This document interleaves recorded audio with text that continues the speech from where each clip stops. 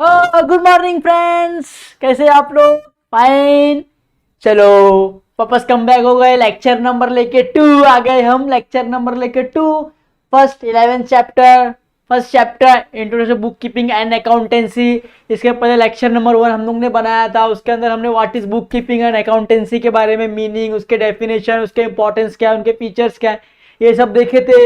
अब जिस बच्चों ने नहीं देखा है प्लीज वो बच्चे लोग जाके पहले वो वीडियो देख ले, वो वीडियो देख के अंडरस्टैंडिंग कर ले फर्स्ट लेक्चर में हमने क्या क्या पढ़ा, कि आपका मिस ना हो, आप स्टेप बाय स्टेप चलते रहे। तो अभी भी जिस बच्चे ने नहीं देखा है प्लीज लेक्चर नंबर 1 देख लो, और ये हमारा है लेक्चर नंबर 2। तो आप सभी का वेलकम करता हूं मैं JR कॉलेज पे। आप सभी ऐसे हंसते रहो, मुस्कुराते रहो और ऐसी एजुकेशन करते रहो और लाइफ में अपना अपना गोल अचीव करते रहो। चलो, तो आज हम 11 चैप्टर का फर्स्ट चैप्टर था 11th स्टैंडर्ड का introduction to book keeping and accountancy. ठीक है, फर्स्ट लेक्चर में हमने देख लिया था कि भाई उसका मीनिंग क्या होता है, उसका डेफिनेशन क्या होता है, इंपॉर्टेंस क्या होता है, फीचर्स क्या होता है, इज ऑल दैट हमने फर्स्ट लेक्चर में देखा। जिसने नहीं देखा वो आप लोग जाके वो फटाफट देख लो। ठीक है, एंड अभी हम आज क्या देखेंगे? आज देखेंगे utility of book keeping accounts, basic term and objectively.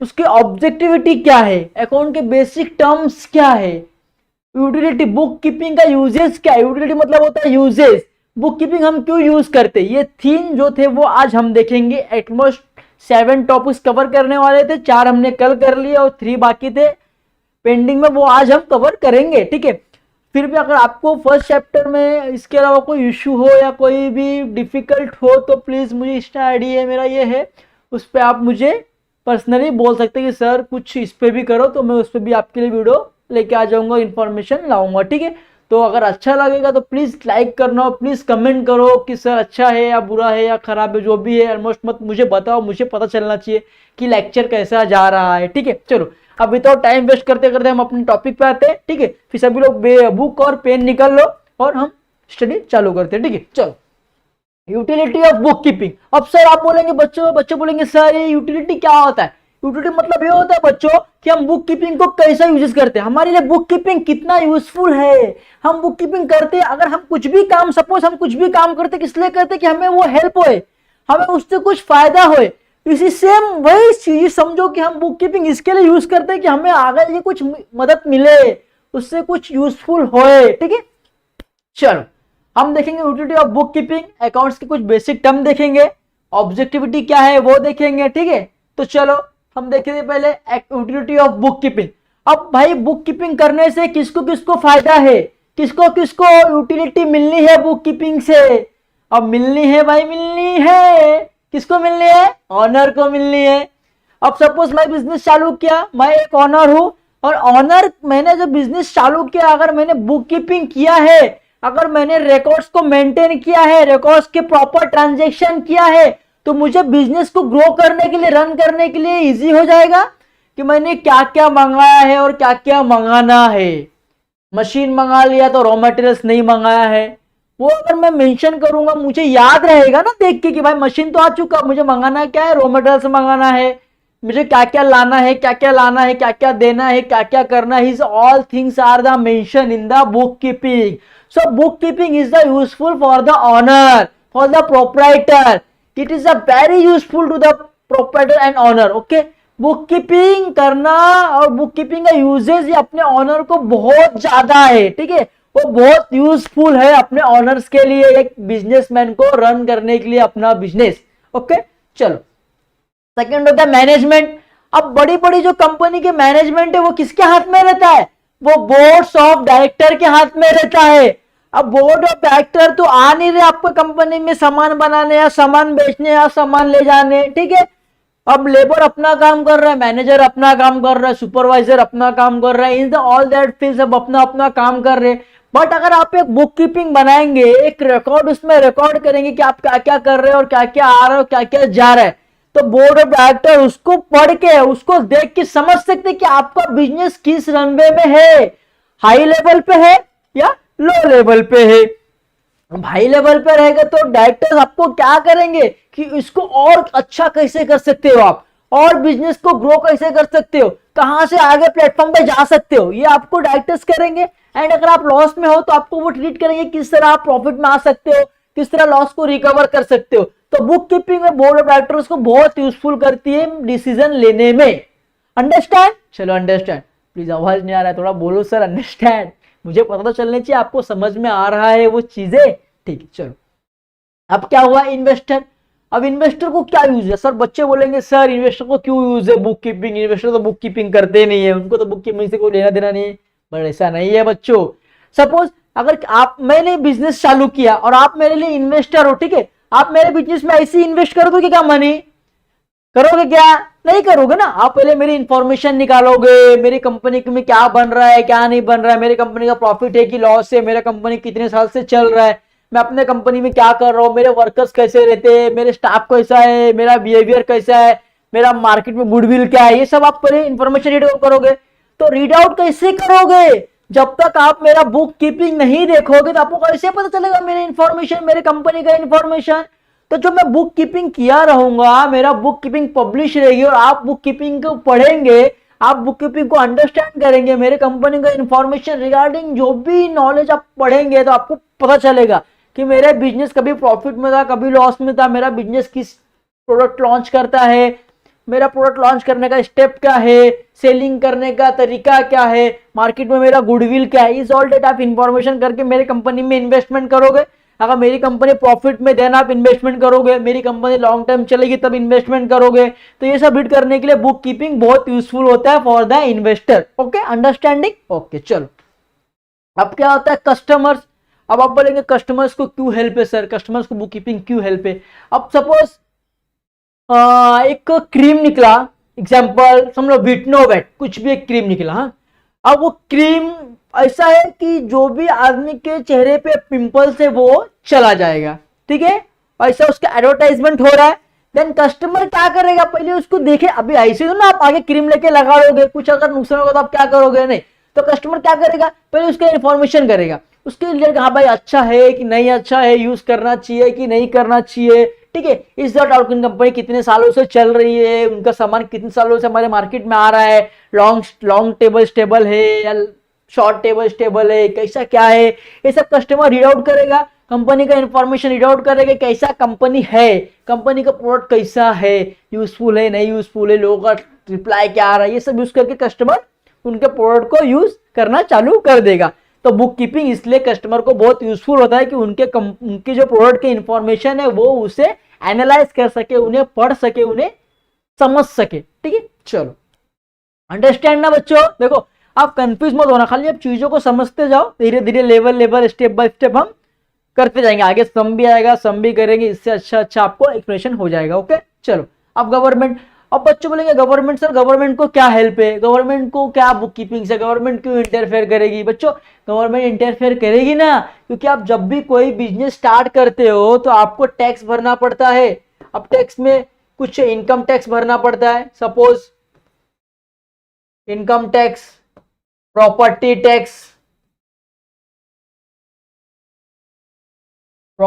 Tax, GST, ठीक है, ये भरना है। अब समझ लो कंपनी लाख रुपए का प्रॉफिट हुआ, लाख रुपए में से मेरे को 10% भरना, 10% मतलब 10,000 गवर्नमेंट को पे करना था, अब मैंने 10,000 पे कर दिया। बट ये रियलिटी गवर्नमेंट को कैसे मालूम पड़ेगा कि भाई इनका 1 लाख का ही प्रॉफिट हुआ है? हो सकता है मेरा प्रॉफिट 2 लाख का हो, मैं 1 लाख को छुपा दूं, 1 लाख दिखाऊं ही नहीं गवर्नमेंट को एज द मेरे प्रॉफिट के लिए। बट अगर मैं बुक कीपिंग करूंगा, गवर्नमेंट मेरा बुक कीपिंग चेक करेंगे तो वो पकड़ लेंगे कि भाई बुक कीपिंग में आपने रिकॉर्ड किया 2 लाख हुआ है रिकॉर्डिंग, और आपने हमें 10% 1 लाख पे दिया, 1 लाख का आपने 10% दिया नहीं है, तो ऐसा क्यों किया है? तो गवर्नमेंट को बहुत यूजफुल होता है कि कंपनी का जो भी ट्रांजेक्शन है उसको समझने के लिए, अंडरस्टैंडिंग करने के लिए वो बुक कीपिंग उनका यूज करते। कंपनी का बुक कीपिंग यूज करने से गवर्नमेंट को पता चलता है कि कंपनी एटलीस्ट प्रॉफिट में है या लॉस में है, कंपनी ने सही से टैक्स भरा है कि नहीं भरा है, कंपनी प्रॉपर्टी टैक्स जीएसटी वगैरह जो भी है वो टाइम टू टाइम दिया है नहीं दिया है। ये कैसे मालूम पड़ेगा गवर्नमेंट को? उनके बुक कीपिंग एंड अकाउंटेंसी से पता चल जाएगा। ओके चलो, समझा आपको यूनिट ऑफ बुक कीपिंग क्या होता है? ऑनर के लिए हेल्पफुल होता है डिसीजन लेने में, बिजनेस ग्रो करने में वगैरह। ठीक है, मैनेजमेंट बोर्ड ऑफ डायरेक्टर्स को कि बिजनेस किस तरह आगे ले जाना चाहिए, उनका एक मैनेजमेंट होता है, कैसा मैनेज करना चाहिए, उनका प्लानिंग होता है, उनका कंट्रोलिंग, उनका direction. They all called management. Investor, अब इन्वेस्टर किस बेसिस पे आपके कंपनी में पैसा इन्वेस्ट करेगा, आपका बुक कीपिंग फाइंड आउट करेगा, आपकी कंपनी प्रॉफिट में है, लॉस में है, कितने टाइम से कंपनी चल रही है, आपका स्टाफ कैसा है वगैरह वगैरह, पूरा फाइंड आउट करके आपकी कंपनी में इन्वेस्टर करेगा। ओके, फिर कस्टमर्स आपका प्रोडक्ट यूज़ करने से पहले आपको इन्फॉर्मेशन निकालेगा कि आपकी प्रोडक्ट सही है या गलत है, हार्मफुल है या इफेक्ट है, मेरे लिए सही है या नहीं सही है, दूसरे के लिए सही है या नहीं सही है, मेरे इन्वायरमेंट के लिए सही है, मेरे बॉडी के लिए सही है या नहीं सही है, वो सब इन्फॉर्मेशन निकाल के आपका प्रोडक्ट मार्केट में यूज़ करेगा। ठीक है, अब गवर्नमेंट अब जो भी आप इनकम कमा रहे हैं, प्रॉफिट हो रहा है, लॉस हो रहा है, उसका परफेक्ट आप टैक्स गवर्नमेंट को दे रहे या नहीं दे रहे, गवर्नमेंट में इनकम टैक्स भर रहे, जीएसटी भर रहे या नहीं भर रहे, प्रॉपर टैक्स दे रहे या नहीं दे रहे, ये सब कैसे गवर्नमेंट को आपके बुक कीपिंग से पता चल जाएगा। ओके, सपोज चलो ये समझा। अब क्या है अकाउंटिंग के बेसिक टर्म, अब हम देखेंगे अकाउंटिंग के बेसिक टर्म। अब अकाउंट के कुछ बेसिक टर्म होते हैं। ठीक है, सपोज अभी अलग अलग ट्रांजेक्शन होते हैं ना अकाउंट में, तो आपको कुछ अकाउंट में बहुत बेसिक मतलब बहुत इंपॉर्टेंट है जो आपको जानना बहुत जरूरी है, क्योंकि आप 11th स्टैंडर्ड में होंगे, आपको पता नहीं होगा 11th स्टैंडर्ड में कि अभी सब नए आपको टर्म्स आएंगे, फर्स्ट टाइम आप देख रहे होंगे उसे, तो कुछ ना कुछ आपको मालूम होना चाहिए। इसके लिए मैं लेके आया हूँ यहाँ पे 20 बेसिक टर्म लेके आया हूँ आपके लिए, कि 20 बेसिक टर्म जो इंपॉर्टेंट है वो एटमोस्ट आपको पता हो। सबसे पहला हमारा क्या है, बिजनेस। अब बिजनेस क्या होता है पता हो गया। जब हम कोई भी बिजनेस करते, हम कोई धंधा करते, हम कुछ शॉप खोलते, जैसे कि यही एक मैंगो, अब मैं मैंगो का शॉप खोल दिया। ठीक है, तो क्या हो गया, मेरे लिए बिजनेस हो गया, मैं वहां पे काम कर रहा हूँ, अपना बिजनेस को ग्रो कर रहा हूँ, पैसा कमा के अपना बिजनेस कर रहा हूँ। ठीक है, जहाँ 2-4 पर्सन आके एक बिजनेस करते हैं। ठीक है, चलो अब क्या प्रोप्राइटर क्या होता है, जो बिजनेस करता है उसका ऑनर, उसका मालिक, जो बिजनेस में अपना डिसीजन लेता है, अपना प्रॉफिट रखता है, बिजनेस को मैनेज करता है, is the proprietor, is the owner. ठीक है, इसको बोलते हैं ऑनर। ओके, अब हो गया ट्रांजैक्शन। अब ट्रांजैक्शन क्या होता है सर, ट्रांजैक्शन ये होता है जो भी हम बिजनेस में लेन देन करते, बाइंग एंड सेलिंग करते, जो भी ट्रांजैक्शन करते बिजनेस में, ऐसा कुछ दे रहे कुछ ले रहे, उसका ट्रांजैक्शन, उसको बोलते हैं transaction, buying and selling, money जो आ रहा है, मनी जो जा रहा है, इज ऑल कॉल्ड ट्रांजैक्शन। ठीक है, ये हो गया। अब हो गया कैपिटल। सर कैपिटल क्या होता है, कैपिटल मतलब होता है मनी। जब बिजनेस चालू करने से पहले हम जो मनी देते हैं, बिजनेस को स्टार्ट करने से पहले जो मनी लगाते हैं उसको बोलते हैं कैपिटल। ठीक है, कैपिटल भी समझ गया। अब होता है ड्राइंग्स। सर ड्राइंग्स क्या होता है, पहली बार सुन रहे ना, तो आप तो सुने रहेंगे कि ड्राइंग्स तो होता है, हाँ ड्रॉ कर दिया हो गया, चलो कलर कर दिया, ऐसा ड्राइंग हो गया, बट ये ड्राइंग सबसे अलग है बच्चों। जब भी बिजनेस चालू हुआ, अब बिजनेसमैन अपने बिजनेस से पैसा निकाल रहा है फॉर द पर्सनल यूज। जैसे कि एग्जांपल, अब मुझे जाना है केदारनाथ, महादेव जी के पास जाना है। अब महादेव जी के पास जाना है तो मेरे कुछ एक्सपेंसेस होंगे, कुछ खर्चे होंगे। अब मैंने जो भी समझ लो केदारनाथ महादेव जाने के पास मुझे 10,000 रुपया खर्चा हो गया। कितना हो गया, 10,000। अब 10,000 मैंने बिजनेस में से लिया, अपने बिजनेस में से लिया फॉर द पर्सनल यूज, अपने घूमने के लिए लिया, तो वो मेरे लिए क्या हो गया, ड्राइंग्स। अब 10,000 लिया, उससे कोई मैटर आने वाला है क्या, नहीं। कुछ लेबर को जाने वाला है कि नहीं, वो तो मैंने पर्सनल यूज के लिए निकाला, मुझे घूमना था, तो उसको बोलते हैं ड्राइंग्स। ठीक है, अब गुड्स। अब आपने सुना होगा गुड्स किसको बोलते हैं सर, गुड अच्छा, बट ये अच्छा नहीं है। गुड्स मतलब होता है सामान। जैसे कि मैं चालू कर दिया मैंगो का दुकान। ठीक है, अब मैंगो मेरे लिए क्या है, मैंगो मेरे लिए गुड्स है, मैंगो मेरे लिए सामान है, तो वो मेरे लिए गुड्स हो गया। ठीक है, चलो ये हो गया। अब आप समझेंगे डेटर्स क्या होता है सर। डेटर्स मतलब एग्जाम्पल देता हूं मैं आपको, एक एग्जाम्पल। ठीक है, एक मिनट को आपको मैं एग्जाम्पल देता हूं। चलो एग्जाम्पल देखते हैं हम। सपोज राम का एक शॉप है। ठीक है, क्लॉथ्स का है, क्लॉथ्स का शॉप है। अब शाम का था आज बर्थडे। ठीक है, शाम का था आज बर्थडे। अब श्याम आया राम के पास, बोला राम भाई आज मेरा बर्थडे, मुझे एक जोड़ी कपड़ा चाहिए। ठीक है, अब राम ने क्या बोला, ठीक है चलो मैंने आपको एक जोड़ी कपड़ा दिया। ठीक है, अब राम ने श्याम को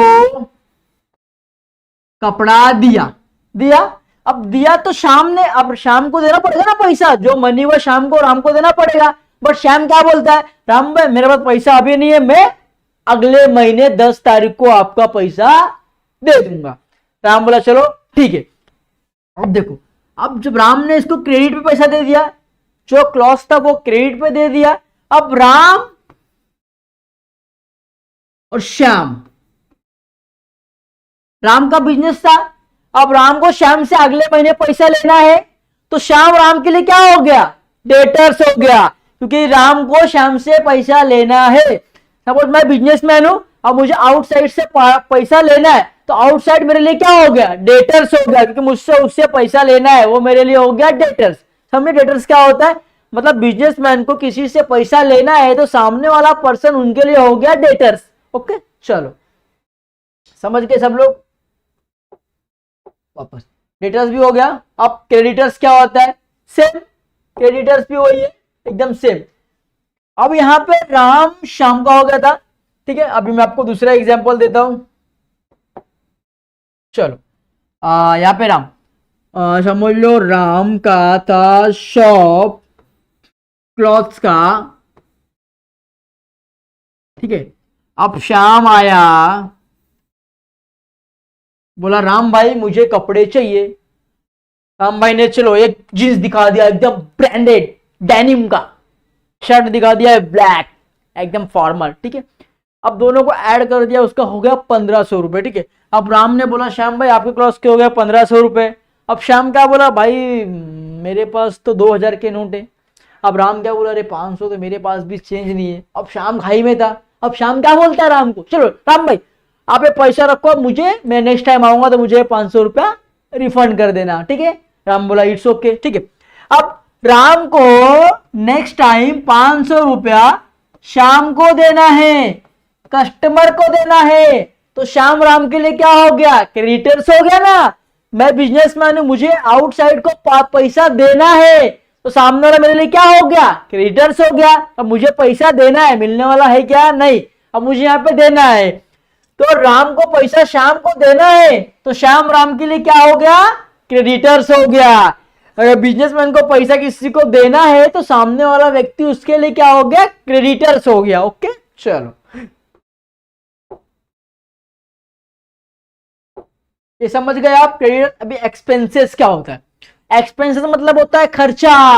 हम कहां कहां एक्सपेंसेस करते हैं, रॉ मटेरियल्स मंगाएंगे तो हमारा एक्सपेंसेस होगा, रेंट देंगे तो एक्सपेंसेस होएगा, सैलरीज देंगे तो एक्सपेंसेस होगा, कमीशन देंगे तो एक्सपेंसेस होएगा, ऑक्टर ड्यूटी देंगे तो एक्सपेंसेस होएगा, कुछ भी करेंगे तो हमारा एक्सपेंसेस मतलब होता है खर्चा।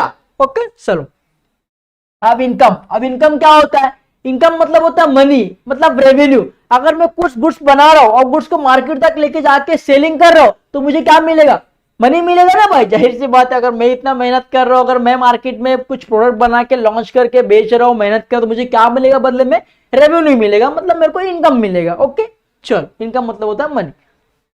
अब डिस्काउंट, अब डिस्काउंट सबको पता होगा। अभी आप लोग भी स्कूल खुल गए रहेंगे तो कपड़े लिए रहेंगे और ड्रेस लिए रहेंगे, तो उस पर दुकान वाला आपको 10% डिस्काउंट देता है, 20% डिस्काउंट देता है, उसको बोलते हैं डिस्काउंट। सपोज 1 लाख का सामान है, 1000 का सामान है सपोज, अब इस पे आपको 10% शॉप वाले ने डिस्काउंट दिया क्लॉथ पे, ठीक है, तो आपको कितना हो गया, 900 रुपया। अब जो 100 रुपया डिस्काउंट दिया उसको बोलते हैं डिस्काउंट, मतलब अमाउंट में से कुछ परसेंट डिस्काउंट देना सामने वाले पर्सन को। ओके चलो अब असेट्स, अब असेट्स क्या होता है, असेट्स होता है प्रॉपर्टी। मतलब मैं बिजनेसमैन हूं, मेरे पास कितना प्रॉपर्टी है, अभी मशीन हो गया, रूम हो गया, जो भी हो गया, मेरे पास मशीन, मेरे व्हीकल्स, मोटर्स, ये सब असेट्स। मेरे पास अपने बिजनेस में कितना असेट्स है, कितना प्रॉपर्टी है, तो असेट्स को क्या बोलते हैं, प्रॉपर्टी, प्रॉपर्टी को असेट्स। ओके चलो अब लायबिलिटी, लायबिलिटी मतलब होता है खर्चा। मेरे पास कितनी लायबिलिटी है, मेरे ऊपर कितनी लायबिलिटी है, मुझे किसको उसको पैसा देना है। सपोज मैं ऑनर था, मैंने बैंक से लोन लिया है, मुझे बैंक का लोन भरना है, मेरे पे कर्जा है ना, तो लायबिलिटी को क्या बोलते हैं, कर्जा बोलते हैं। क्या बोलते हैं, कर्जा। अंडरस्टैंड बच्चों, आवाज नहीं आ रहा है, आया आया आवाज आया। ओके चलो अच्छा है, आवाज आना भी चाहिए, ठीक है चलो। अब है कंटिजेंट लायबिलिटी। अब लायबिलिटी तो आपको पता है कि सर लायबिलिटी तो कर्जा होता है, हमको किसी को पैसा देना है, बस। कंटीजेंट लायबिलिटी क्या है, कंटीजेंट लायबिलिटी ये होता है बच्चों कि ऐसा लायबिलिटी जो इन द फ्यूचर हो भी सकता है, नहीं भी हो सकता है। अब बच्चे लोग बोलेंगे सर ये कैसा है, नहीं समझ में आया, हो भी सकता है नहीं भी हो सकता है, कंफ्यूज जो है ना, मैं एग्जांपल दूंगा आप समझ जाएंगे, समझो। सबसे बेस्ट होता है मोबाइल शॉप, ठीक है। आप दुकान पे गए, आपने दुकानदार से एक मोबाइल खरीदा, ओप्पो। अब ओप्पो खरीदा तो ओप्पो में क्या बोले आपको, मोबाइल शॉप वाले बोले कि आपको 1 साल का वारंटी दिया जाएगा या गारंटी दिया जाएगा, ठीक है। अब अगर 1 साल 1 ईयर के पीरियड में जब भी आपके फोन को कोई डैमेज होगा तो कंपनी आपको वो रिकवर करके देगी। बट अगर वन ईयर के पीरियड में अगर नहीं कुछ डैमेज होता है तो कंपनी आपको रिकवर करेगी क्या, नहीं करेगी। तो ऐसी लायबिलिटी को बोलते हैं कंटीजेंट लायबिलिटी, जो हो भी सकती है और नहीं भी हो सकती है। अगर 1 ईयर के वैलिड में डैमेज होगी तो वो लायबिलिटी को पेड करके देंगे, अगर 1 ईयर के अंदर लायबिलिटी नहीं होती तो वो लायबिलिटी को पे नहीं करेंगे। मतलब इन द फ्यूचर डैमेज हुआ तो देंगे, नहीं हुआ तो नहीं देंगे। ऐसे लायबिलिटी को क्या बोलते हैं, कंटिजेंसीज लायबिलिटी। ओके चलो डन, श्योर बच्चों, कंफ्यूज नहीं हो रहे हो ना, चलो श्योर हो जाओ, ठीक है। हाँ फिर क्या है, परचेज एंड सेल्स। सबको पता रहेगा कि बिजनेस में एक्चुअली क्या होता है, यही दो चीजें होती है, तो परचेज होती है या तो सेल्स होती है। परचेज मतलब कुछ सामान को परचेज करना, कुछ सामान को खरीदना, और सेल्स मतलब कुछ सामान को मार्केट तक बेचना। परचेज एंड सेल्स, ठीक है। चल अब क्या है, प्रॉफिट और लॉस पता है भाई, बिजनेस में तो प्रॉफिट होगा या तो लॉस होगा। प्रॉफिट मतलब अपना एड मनी, लॉस मतलब नुकसान, तो कभी घाटा होगा कभी बढ़त होगी, तो कभी प्रॉफिट होगा कभी लॉस होगा बिजनेस में। ओके चलो अब क्या, सॉल्वेंट और इंसॉल्वेंट, थोड़ा वर्ड है ना, हार्ड है ना, बट हार्ड नहीं, आप समझ जाएंगे तो बहुत ईजी है, ठीक है। इंसॉल्वेंट मतलब और सॉल्वेंट मतलब बहुत ऐसा होता है। सॉल्वेंट पर्सन किसको बोलते हैं पता है क्या, जिसकी असेट्स की वैल्यू आपके लायबिलिटी से ज्यादा है। सपोज मेरी असेट्स की वैल्यू 500 है और मेरी लायबिलिटी 200 है, मतलब मेरी असेट्स की वैल्यू मेरे लायबिलिटी से ज्यादा है, उसको बोलते हैं सॉल्वेंट पर्सन। अगर मेरा जो प्रॉपर्टी है ये 500 की है, मेरे पे खर्चा कितना सिर्फ 200 ही है, मेरा असेट्स ज्यादा है, तो मैं एक सॉल्वेंट पर्सन हूं। और जिस व्यक्ति का असेट्स कम रहता है लायबिलिटी ज्यादा रहता है, उसे बोलते हैं इनसॉल्वेंट पर्सन। सपोज मेरा लायबिलिटी बहुत ज्यादा है और मेरा असेट्स, मेरा प्रॉपर्टी बहुत कम है, तो मैं क्या हो गया, इनसॉल्वेंट हो गया। तो सॉल्वेंट और इनसॉल्वेंट में डिफरेंस मालूम पड़ गया। जिसके एसेट्स की वैल्यू ज्यादा रहती है उसके लायबिलिटी से, उसको बोलते हैं सॉल्वेंट पर्सन, और जिसकी लायबिलिटी ज्यादा रहेगी उसके एसेट के वैल्यू से, उसको बोलते हैं insolvent person. Okay sure, sure होना चाहिए। चलो अब क्या आएगा, net worth, assets and liabilities. Net worth, अब कैसा प्रॉफिट, हम बिजनेस कर रहे हैं, 1 ईयर बिजनेस कर रहे हैं, हमारा ट्रांजेक्शन सब कुछ हुआ, हमें अब नेट वर्थ देखना है कि मुझे प्रॉफिट हुआ है कि लॉस हुआ है, ठीक है। अब उसके अंदर क्या होता है, कुछ सामान आएगी कुछ सामान बिकेगी, ठीक है। अब जितना हमारा असेट्स रहेगा, जितना हमारी प्रॉपर्टी रहेगी उतना, और जितना लायबिलिटी उसको माइनस कर देंगे। सपोज प्रॉपर्टी मेरी 1 लाख की है और लायबिलिटी मेरे पास 80,000 की है, तो 1 lakh minus liability, assets minus liability, assets 1 lakh की थी और लायबिलिटी थी मेरी 80,000 की, और 1 लाख माइनस मैंने किया 80,000, कितना बचा 20,000। अब 20,000 क्या है मेरे लिए, प्रॉफिट है, मेरा नेट वर्थ है, तो उसको बोलते हैं नेट वर्थ, ठीक है। अब क्या, बैड डिप्स। बैड डिप्स मतलब होता है नुकसान, मतलब इन द फ्यूचर कुछ नुकसान हो जाना।